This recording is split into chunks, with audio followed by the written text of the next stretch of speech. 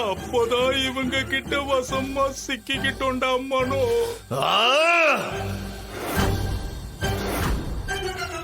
ஏய் பொம்மி, அவங்கள விட்டுடு.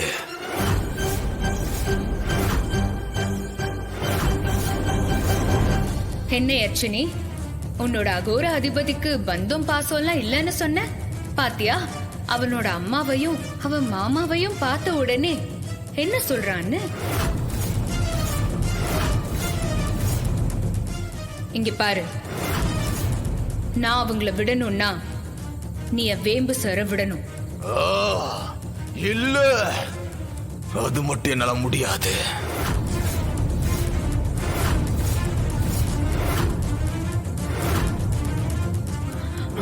ஜாய், உன்னோட வேலையை வேண்டாம் வேண்டாம் வேண்டாம். ஐயோ வேணாம்.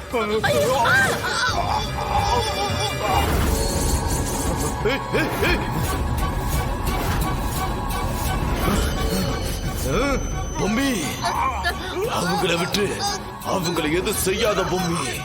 அப்போ என் வேம்பு சர விட்டுரு, அவ்வளவுதானே?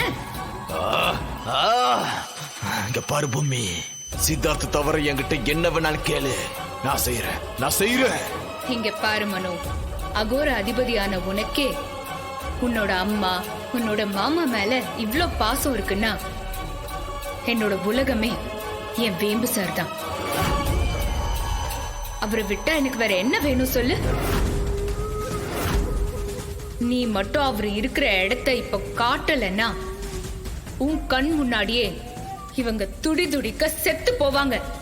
பாக்குறியா?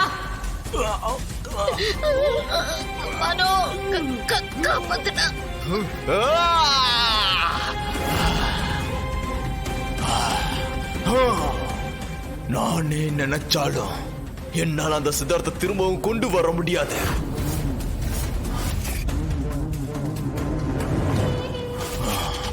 ஓ, சித்தார்த் இருக்கிற இடம் எனக்கு தெரியாதுடி.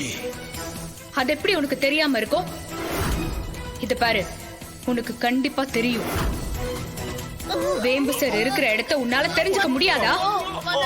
சித்தார்த் இருக்கிற இடத்த நான் தெரிஞ்சுக்கணும்னா எனக்குள்ள இருந்த இந்த யட்சணிய கொல்லணும்.